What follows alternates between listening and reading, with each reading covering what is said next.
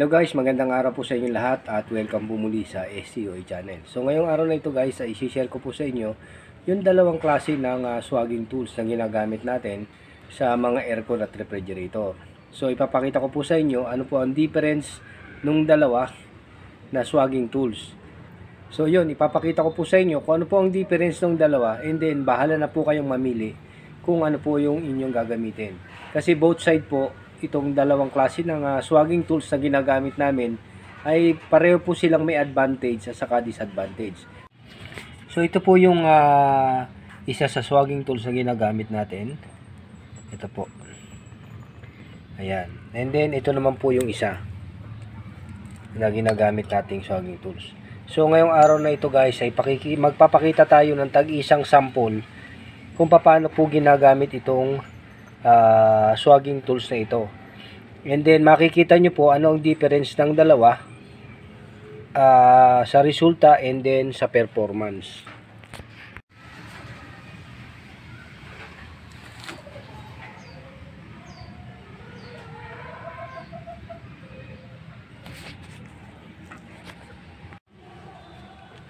So guys, sa mga video po natin ay hindi lang po yung troubleshooting, pati po yung basic gusto po nating maipakita dun sa atin po mga subscriber. Nang sa gayon guys, yung mga bagong graduate o yung mga bagong gusto maging technician ay magkaroon po ng idea ano-ano ba yung mga ginagamit natin. So ayan po, meron po tayong tubo rito na 3/8.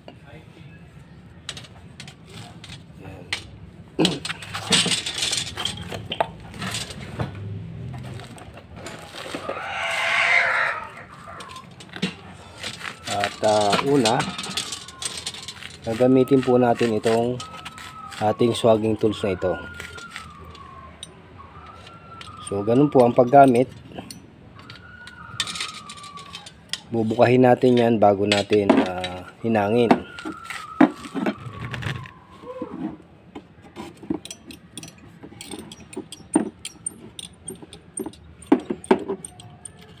Yan. Ganyan po.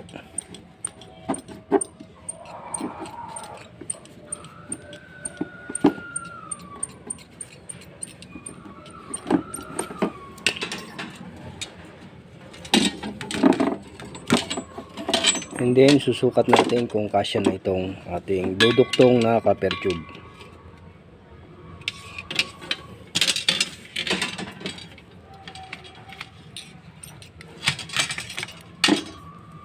Ito po ay dahan-dahang binubuka.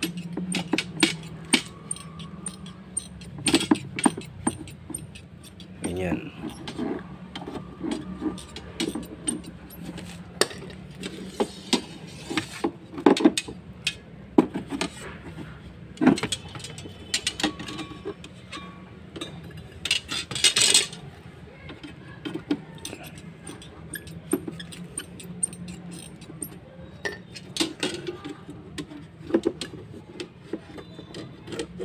Yun.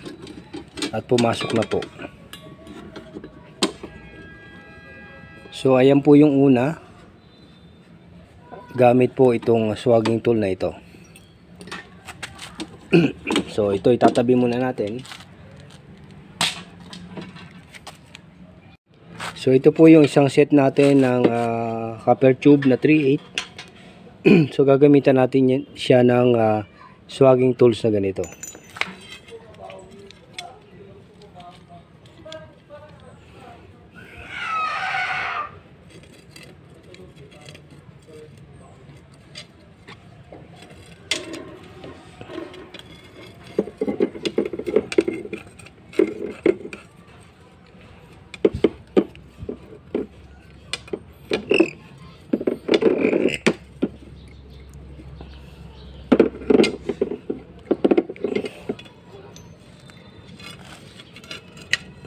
Ayan. At pupukpukin po.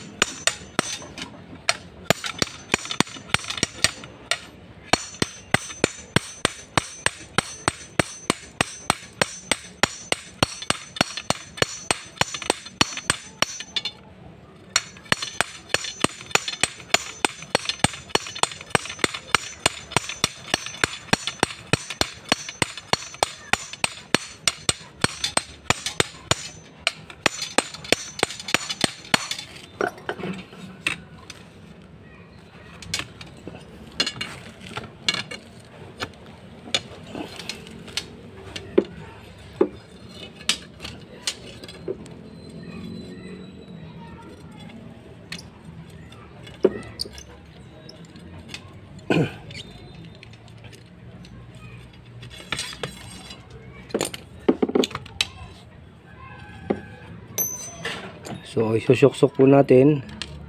Ayan. So ang unang difference po ng dalawa, pag gumamit po tayo nito, high time consuming po kasi yung pagse-setup niya, gagamit tayo nitong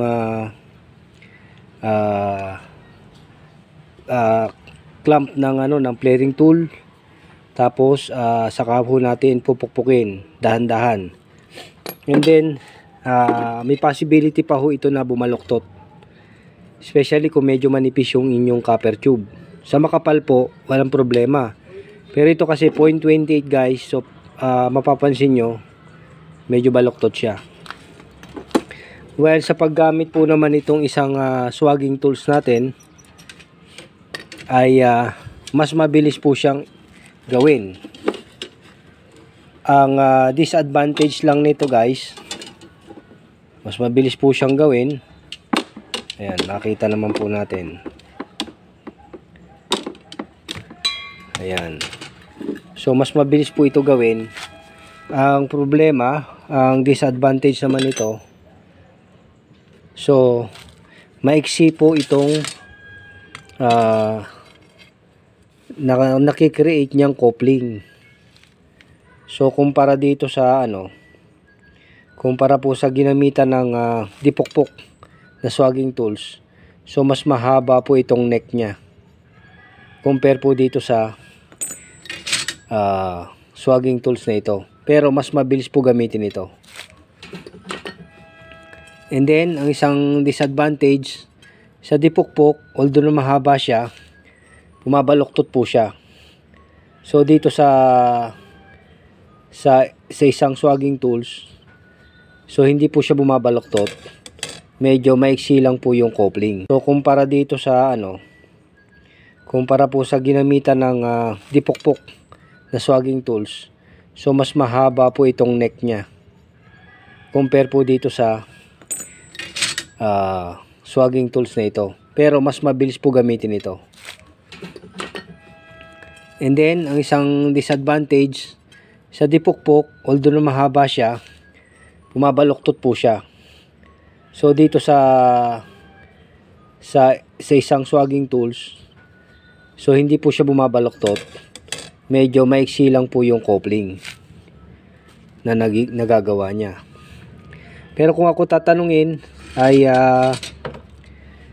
sapat na po ito guys para po magduktong tayo ng copper tube in any size po.